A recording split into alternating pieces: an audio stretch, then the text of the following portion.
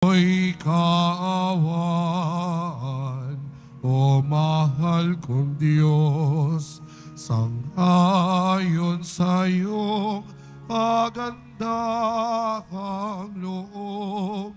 Mga kasalanan ko'y iyong pawiin, ayon din sa iyong pag-ibig sa akin. Sa ngalan ng Ama at ng Anak at ng Espiritu Santo, Amen. sumainyo ang Panginoon. At sumainyo rin. Mga kapatid, sa sandali ng katahimikan, ating isipin at pagsisihan ang ating mga nagawang kasalanan upang tayo'y maging marapat gumanap sa banal na pagdiriwang.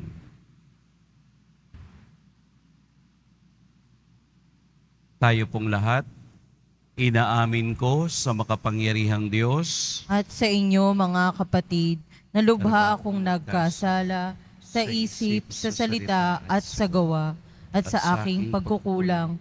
Kaya isinasamo ko sa mahal na Birheng Maria, sa lahat ng mga anghel at mga banal, at sa inyo mga kapatid, na ako'y ipanalangin sa Panginoong ating Diyos. Kaawaan tayo ng makapangyarihang Diyos, patawarin tayo sa ating mga kasalanan, at patnubayan tayo sa buhay na walang hanggan. Amen. Panginoon, kaawaan mo kami. Panginoon, kaawaan mo kami. Kristo, kaawaan mo kami. Kristo, kaawaan mo kami. Panginoon, kaawaan mo kami. Panginoon, kaawaan mo kami. Manalangin tayo. Ama naming makapangyarihan, itaguyod mo ang aming kalooban, pakundangan sa iyong pagmamahal, sapagkat hindi ka namin mabibigyang kasiyahan kapag kami ay hindi mo kinakatigan. Sa pamamagitan ni Hesukristo, kasama ng Espiritu Santo, magpa sa walang hanggan. Amen. Magsiyo po muna ang lahat.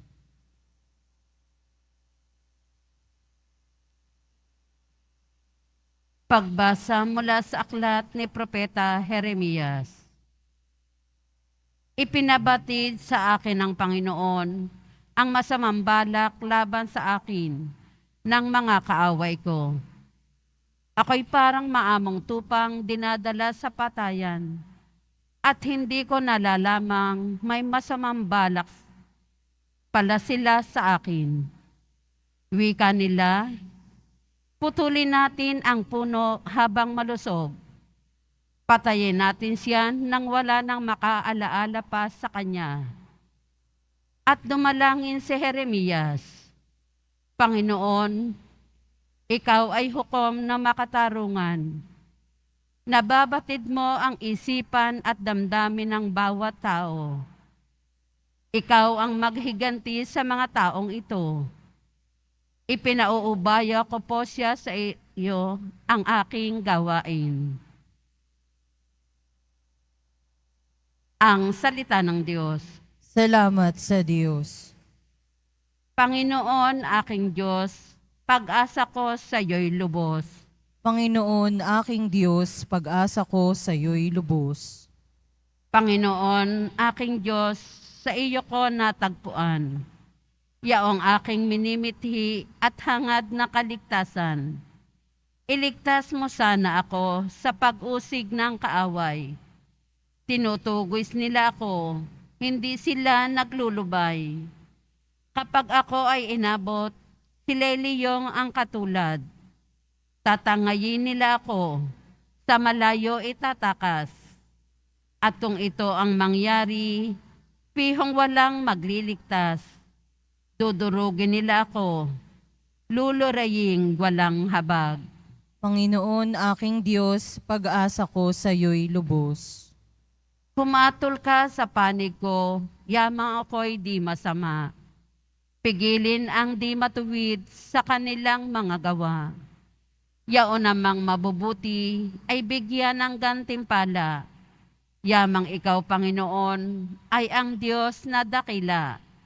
At sa iyo ay dilingid ang laman ng puso't diwa. Panginoon, aking Diyos, pag-asa ko sa iyo'y lubos. Ikaw rin po, Panginoon, ang sa akin nag-iingat. Ang lahat ng masunurin sa iyo ay naliligtas. Ikaw ang Diyos na matuwid, isang hukom na matapat. Laging handang magparusa sa sino mang gaway linsad. Panginoon, aking Diyos, pag-asa ko sa iyo'y lubos. Magsitayo na po ang lahat. Nagpupuri kami sa'yo, Panginoong Jesucristo.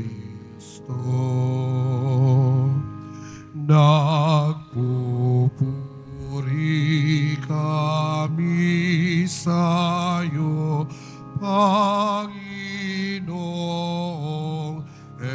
Jesucristo. Mapalad ang nag-iingat sa kanyang pusong matapat ng salitang nagbubuhat. Sa pong Diyos ng liwanag, sa tiyagay ating ganap. Nagpupuri kami sa'yo, Panginoong Jesucristo.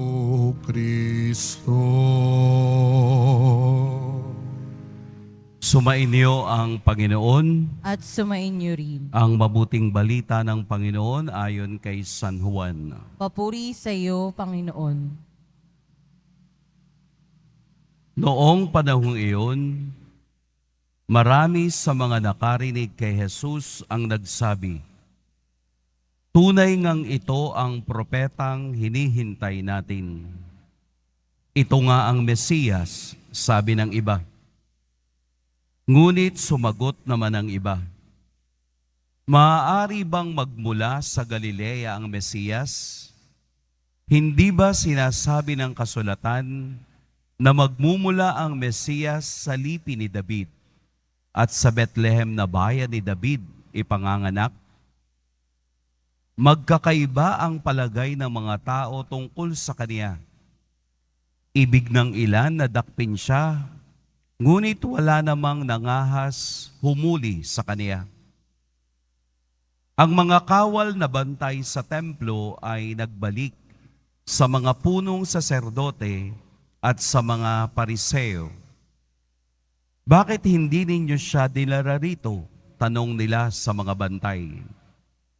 Sumagot sila, wala pa pong nagsalita ng gaya niya. Kayo ba'y nalinlang din? Tanong ng mga pariseo. Mayroon bang pinuno o pariseyong naniniwala sa kaniya? Wala. Mga tao lamang na walang nalalaman sa kautusan ang naniniwala sa kaniya, mga sinumpa. Isa sa mga naroroon ay si Nicodemo na nagsadya kay Jesus noong una. Tinanong niya sila, labag sa ating kautusan na hatulan ng isang tao nang di muna nililitis at inaalam kung ano ang kaniyang ginawa, hindi ba? Sumagot sila, ikaw ba'y taga Galilea rin?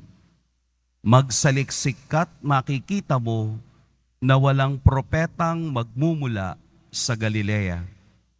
At umuwi na ang bawat isa. Mga kapatid, ang mabuting balita ng Panginoon. Pinupuri ka namin, Panginoong Hesukristo. Magsiupo muna tayong lahat. Magandang umaga po sa lahat. Maaring sa bago lamang nagsimba ngayong Sabado, ay hindi masyadong mauunawaan ang pinanggalingan ng Ebanghelyo. Para po maunawaan natin ang Ebanghelyo ngayong araw ng Sabado, Ito po ay magkakarugtong ng Ebanghelyo simula pa nung Lunes, kung saan si Jesus ay nagpagaling ng isang paralitiko sa templo sa araw ng pamamahinga. Kung saan si Jesus ay muling bumalik sa templo para makiisa sa pagdiriwang ng Feast of the Tabernacle, isa sa mga fiesta ng mga Hudyo na ang bawat isa ay inaatasang gawin sa loob ng isang taon. Mayroon silang 7 fiesta, pero kahapon yung fiesta ng Tolda o Feast of the Tabernacle ang isang sitwasyon kung saan nakipagniig si Jesus at nakipag-usap at nakipagtalastasan sa mga pinuno ng bayan at sa mga eskriba at pariseo. Doon, inamin ni Jesus, inangkin ni Jesus ang kaniyang relasyon sa Ama. Kung papaanong ang kaniyang ginagawa ay galing sa Ama, gayon din naman ang ginagawa ng Ama ay ang ipadala ang kaniyang anak upang maging isang kasangkapan ng pagbabalik loob ng mga Hudyo. Ito ay hindi nagustuhan ng mga punong saserdote at ng mga pariseo. Kaya sila ay nagalit kay Jesus dahil ipinapantay ni Jesus ang kaniyang sarili sa Diyos. Ngayon naman na sitwasyon, nakikita natin sa Ebanghelyo kung papaanong galit na galit ang mga pariseo kay Jesus. Saan ba nanggagaling ang galit nila? Saan ba nanggagaling ang selos nila? Sapagkat si Jesus, ang ating poong Nazareno, kapag nagsalita ay totoo at diretsyo. Ang kaniyang patotoo sa kapangyarihan ng Ama ay wala ni isa ang pwedeng sumansala sa kaniyang sinasabi. Sapagat ang lahat ng kaniyang sinasabi ay tumpak at totoo, diretsyo. Kaya ang mga pariseo at eskriba ay nagtataka, saan ba galing ang taong ito? Yun bang minamaliit nila si Jesus sa kaniyang kakayahang magsalita, magpagaling ng mga may sakit, magpalayas ng mga demonyo? Sila ay nagtataka. Bakit? Dahil hindi nila kaisa si Jesus. Hindi nila kilala dahil hindi naman nag-aral si Jesus sa loob ng templo. Bakit ganun na lamang ang kaniyang talino at saan nanggagaling ang kaniyang kaalaman? Kaya ngayon sila nagagalit at nagseselos kay Jesus. Dahil mas pinakikinggan si Jesus ng ordinaryong tao at siya'y sinusundan kahit saan siya magpunta. Kaya nga po sa ating Ebanghelyo, ipinapakita kung papaanong gumagalaw ang demonyo na galuhin ang isip ng tao na nakikinig sa kaniya. Pati ang mga kawal na inutusan nilang damputin si Jesus ay namangha sa kaniyang mga sinasabi. Kasama rin si Nicodemo na kailangang magsalita ng laban sa kanilang pinaniniwalaan upang sabihin ang Jesus na ating pinakikinggan ay wala naman talagang kasalanan. Ang lahat ng kanilang sinasabi ng mga pariseo at eskriba ay nanggagaling sa kanilang galit, selos, at pagiging self-righteous. Gusto nilang sabihin, sila lamang ang mabuti, sila lamang ang dapat panggalingan ng karunungan, sila lang dapat ang pinakikinggan. Pero binasag ito ng Diyos, sinira ito ng Diyos, na sa kaniyang sariling pamantayan, magsasalita ang Diyos ayon sa kaniyang kagustuhan. Ito ang hindi kayang abutin ng kaisipan ng tao. Ito ang hindi kayang ipaliwanag ng mga Pariseo at Eskriba kung bakit ang taong ito ay kayang magsalita, tumitig sa mata, makita ang puso ng mga taong kaharap niya. Ito ang Diyos. Sa larangan ng ating karanasan, muli nating titingnan na ang pagkakakilanlan ng Diyos ay hiwalay sa pagkakakilanlan na ginagawa ng tao. Hindi natin kayang arukin ang tunay na kaisipan ng Diyos. Sinisira ng Diyos ang kaisipan ng taong nakaugat sa galit, nakaugat sa pagiging self-righteous. Iniiba ng Diyos ang pangarap ng tao dahil alam niyang ang pangarap mo na yon ang magdadala sa iyo sa kapahamakan. Ito ang hindi natin natatalos. Ito ang hindi natin maunawaan. May mga bagay tayo sa ating karanasan bilang Kristiyano na parang hindi natin nauunawaan ng Diyos. Tama, sapagkat kahit kailan hindi natin matatarok ang kaisipan at kagustuhan ng Diyos sa atin. Kapag wala tayong kababaang loob, kapag wala tayong pagtanggap sa plano ng Diyos sa ating buhay, kailanman hindi natin mauunawaan ang gusto niyang mangyari sa atin. Kapag tayo ay may ugaling Pariseo o Eskriba na palaging nagmamagaling, kahit saan tayo pumunta, ibabagsak tayo ng Diyos at hindi natin kayang dalhin ang pagmamagaling na ganyan. Ano po yung gusto kong sabihin? Dahil sa ating karanasan, kailanman hindi katatagan ang pagiging tanyag, pagiging kilala, pagiging matalino, pagiging the best. Ang lahat ng iyan ay limitasyon ng tao.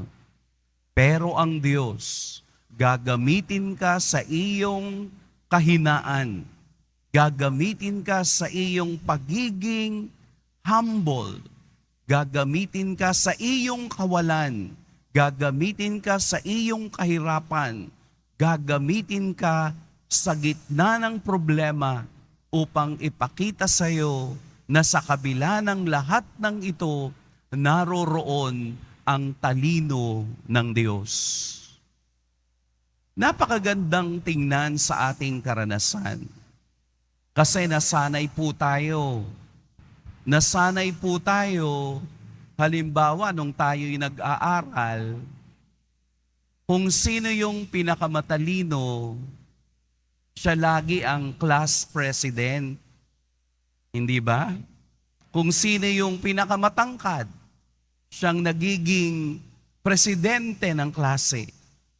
Yung bang pamantayan ng tao, palaging who is the best. Pero sa Diyos, hindi yun ang kaniyang pamantayan. Ang kaniyang pamantayan, sino yung may kababaang loob. Kaya nga pinili ng Diyos si Maria ang ating ina, isang babaeng hindi kilala sa bayan ng Nazaret.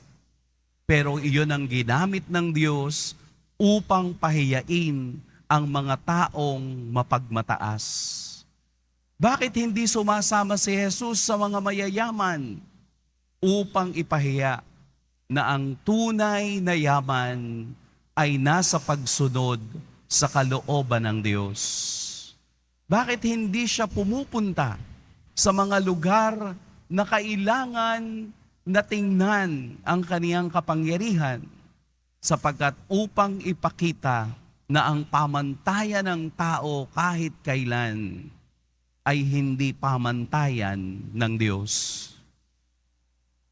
Sa atin pong ebanghelyo ngayon, lagi nating tingnan na kapag hindi natutupad ang iyong pangarap sa buhay, lagi mo itong titingnan sa tema ng kaisipan ng Diyos.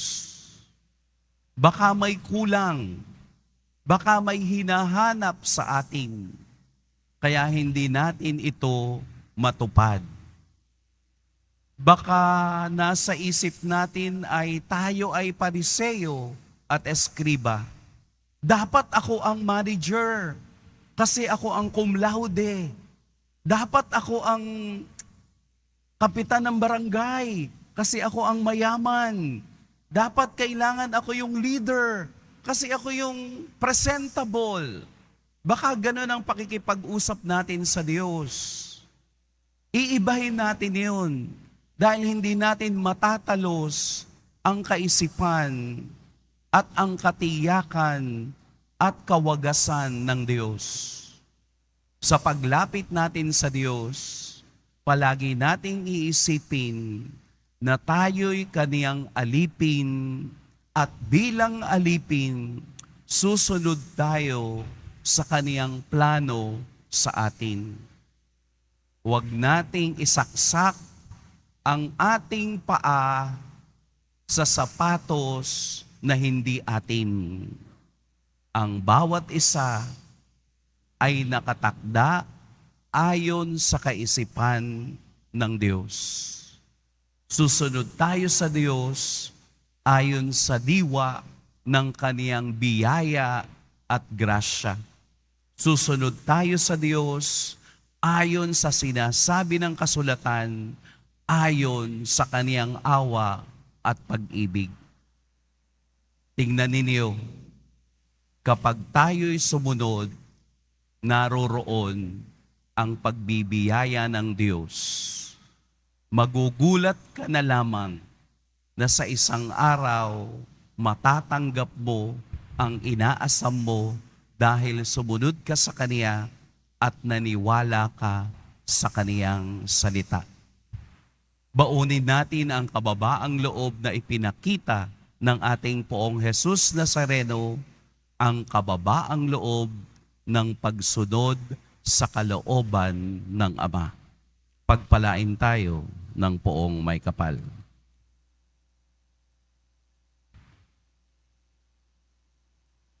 Sitayo na po ang lahat.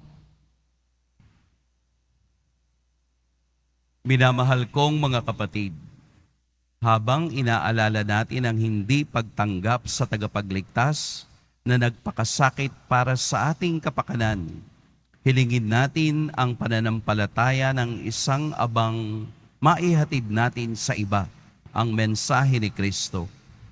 Ikaw ang aming lakas, O Panginoon. Ikaw ang aming lakas, O Panginoon. Ang mga may kapangyarihan, naway patnubayan ng espiritu ng pananampalataya, manalangin tayo. Ikaw ang aming lakas, O Panginoon. Ang mga nagpapalaganap ng mensahe ng Ebanghelyo sa lahat ng dako, naway pagkalooban ng tapang, manalangin tayo. Ikaw ang aming lakas, O Panginoon.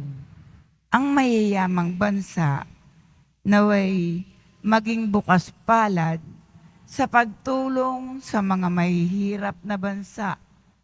Manalangin tayo. Ikaw ang aming lakas, O Panginoon. Ang mga may sakit, mga bilanggo, mga matatanda, at mga may kapansanan, naway palakasin ng mga nakapagpapaginhawang salita ng Diyos. Manalangin tayo. Ikaw ang aming lakas, O Panginoon. Ilapit natin sa Diyos ang lahat ng ating mga personal na intensyon. Ang ating intensyon, ang bithiin at pangarap para sa ating sarili at para sa ating pamilya, at para sa lahat ng mga kaluluwa sa purgatorio. Manalangin tayo. Ikaw ang aming lakas, O Panginoon. Ama ng lahat, isinugo mo ang iyong bugtong na anak upang kami ay higit na ilapit sa iyo. Patnubayan mo kami sa aming misyon na palaganapin ang aming pananampalataya.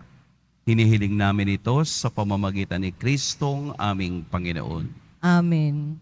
Magsiyo po muna ang lahat.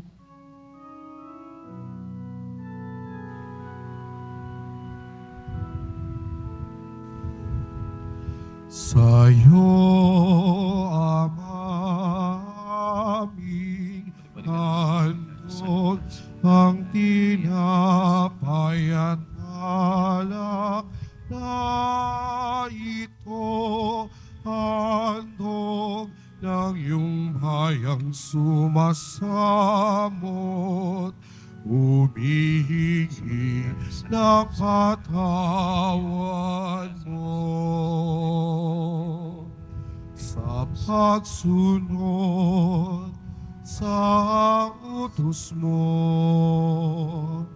Nalulugod akong labis, di masukat ang galak ko, pagkat aking iniibig. Sa'yo, Ama, aming handog ang tinapay at alak na ito, handog ng iyong bayang sumasamot, humihingi ng patawad mo. Magsitayo na po ang lahat. Manalangin kayo mga kapatid upang ang paghahain natin ay kalugdan ng Diyos amang makapangyarihan. Tanggapin nawa ng Panginoon itong paghahain sa iyong mga kamay, sa kapurihan niya at karangalan sa ating kapakinabangan at sa buong sambayanan niyang banal. Ama naming lumikha, malugod mong pagtanggap sa aming mga alay, ang aming kaloobang nahirati sa pagsuway, ay mapanihud nawang sumunod sa iyo sa pamamagitan ni Hesukristo, kasama ng Espiritu Santo, magpas sa walang hanggan. Amen. Sumainiyo ang Panginoon. At sumaiyo rin. Itaas sa Diyos ang inyong puso at diwa. Tinaas na namin sa Panginoon. Pasalamatan natin ang Panginoong ating Diyos. Marapat na siya ay pasalamatan. Ama naming makapangyarihan, tunay ngang marapat na ikaw ay aming pasalamatan sa pamamagitan ni Jesucristo na aming Panginoon.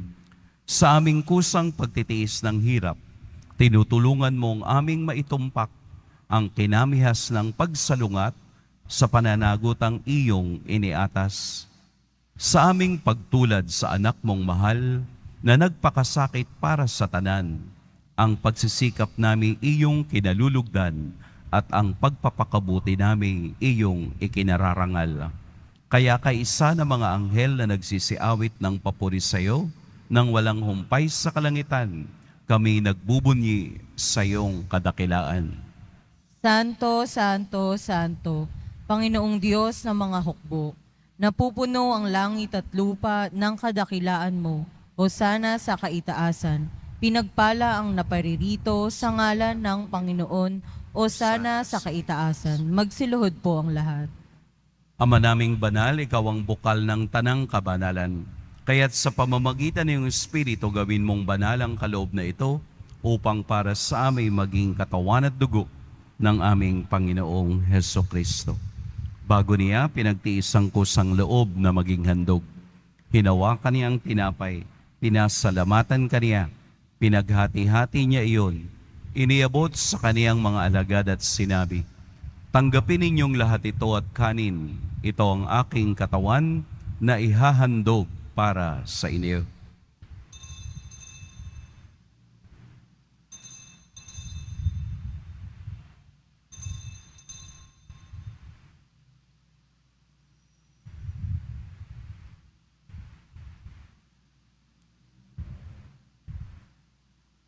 Gayun din naman noong matapos ang hapunan, hinawakan niya ang kalis, muli kaniyang pinasalamatan. Inabot niya ang kalis sa kaniyang mga alagad at sinabi, "Tanggapin ninyong lahat ito at inumin, ito ang kalis ng aking dugo, ng bago at walang hanggang tipan, ang aking dugo na ibubuhos para sa inyo at para sa lahat, sa kapagpapatawad ng mga kasalanan. Gawin ninyo ito sa pag-alala sa akin."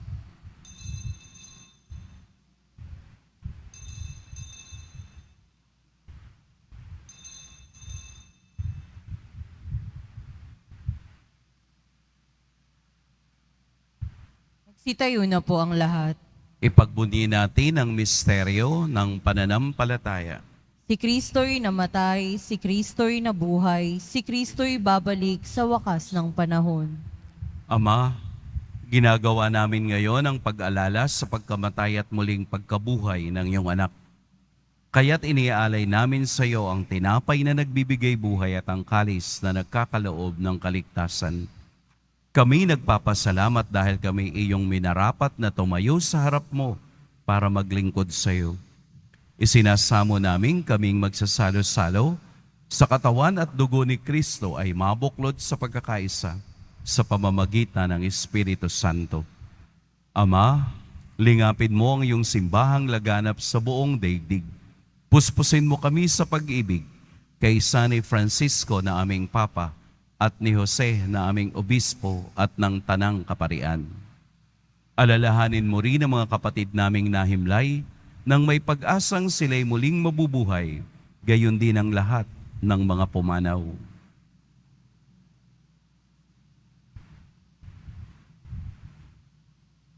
Kaawaan mo sila at patuloyin sa iyong kaliwanagan.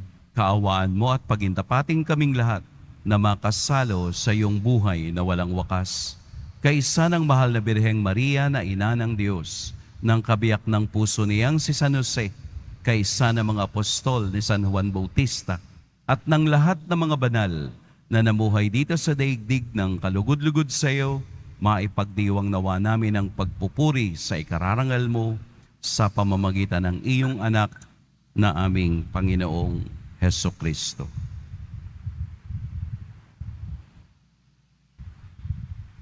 Sa pamamagitan ni Kristo, kasama niya at sa Kaniya, ang lahat ng parangal at papuri sa iyo, Diyos, Amang makapangyarihan, kasama ng Espiritu Santo, magpa sa walang hanggan. Amen. Amen. Amen.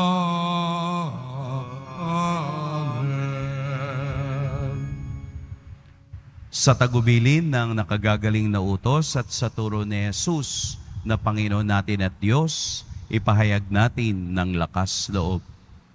Ama namin, Sumasalangit ka, sambahin ang ngalan mo, mapasa amin ang kaharian mo, sundin ang loob mo dito sa lupa para nang sa langit. Bigyan mo kami ngayon ng aming kakanin sa araw-araw at patawarin mo kami sa aming mga sala para nang pagpapatawad namin sa nagkakasala sa amin at huwag mo kaming ipahintulot sa tukso at iadya mo kami sa lahat ng masama. hinihiling namin kami iadya sa lahat ng masama, pagkalooban ng kapayapaan araw-araw, iligtas sa kasalanan at ilayo sa lahat ng kapahamakan, samantalang aming pinananabikan ang dakilang araw ng pagpapahayag ng tagapagligtas naming si Hesukristo. Sapagkat sa iyo ang kaharian at ang kapangyarihan at ang kapurihan magpakailanman. Amen. Panginoong Hesukristo, sinabi mo sa iyong mga apostol, kapayapaan ang iniiwan ko sa inyo, ang aking kapayapaan ang ibinibigay ko sa inyo. Tunghayan mo ang aming pananampalataya at huwag ang aming pagkakasala. Pagkalooban mo kami ng kapayapaan at pagkakaisa ayon sa iyong kalooban, kasama ng Espiritu Santo, magpa sa walang hanggan. Amen. Ang kapayapaan ng Panginoon naway laging sumainyong lahat. At sumaiyo rin. Magbigayan kayo ng kapayapaan sa isa't isa.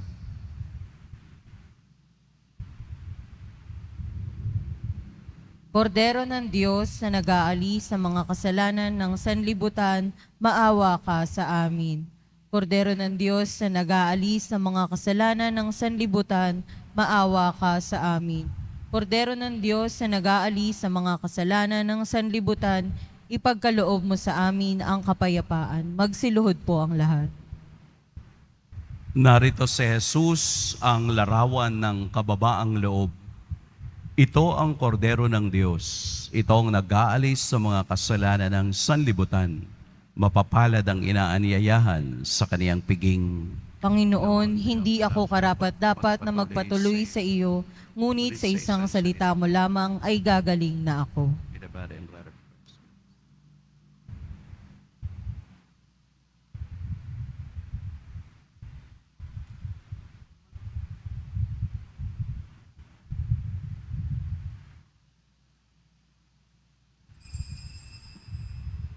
Para sa lahat ng tatanggap ng banal na komunyon, sasagot po tayo ng amen pagkasabi ng pari o lay minister ng katawan ni Kristo at isubo agad sa bibig bago umalis sa harapan ng pari o lay minister. Sumunod po tayo.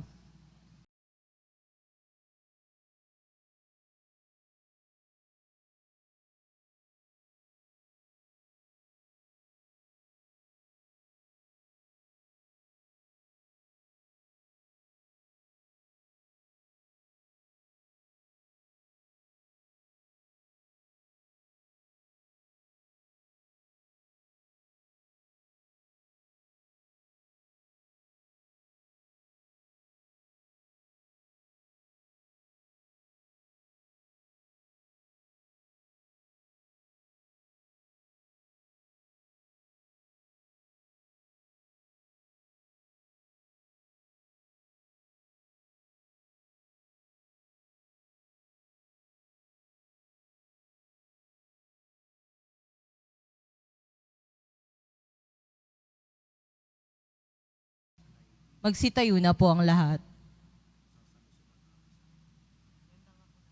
Manalangin tayo.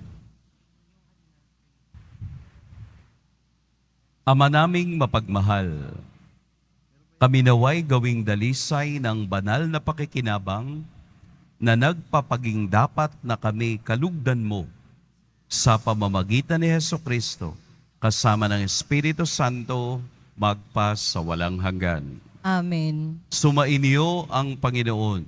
At sumaiyo rin. Yumuko kayo para sa pagbabasbas. Mahal na poong Jesus Nazareno, inihayag mo sa pamamagitan ng krus ang walang maliw na pag-ibig ng Diyos sa sangkatauhan. Pakinggan mo po ang kahilingan ng iyong angkan na nagsusumamo sa iyo. Makamtanawa nila ang iyong katugunan at tanggapin ang kasagutan na may utang na loob na tinatanaw. Basbasan din po ninyo ang mga daladala nilang mga imahen at dasalan. Sa pamamagitan ng bendisyon na ito, naway maalala nilang mga pangako nila noon sa biniyag, na ikaw ang kanilang iibigin at paglilingkuran bilang Panginoon, magpa sa walang hanggan. Amen. At pagpalain kayo ng makapangyarihan at mapagmahal na Diyos, ang Ama at Anak at Espiritu Santo. Amen. Tapos na ang ating pagdiriwang. Pumayo kayong taglayang kapayapaan ng poong Jesus Nazareno. Salamat sa Diyos.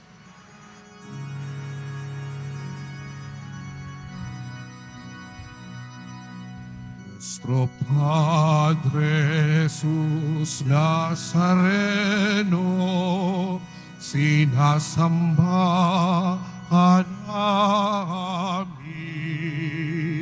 pinipintungo ka namin, aral mo ang aming buhay at kaligtasan.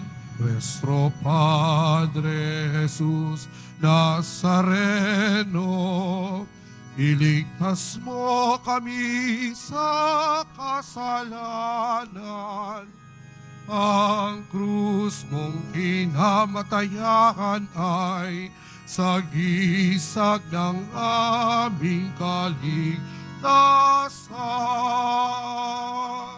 Nuestro Padre Jesus Nazareno, dinarangal ka namin.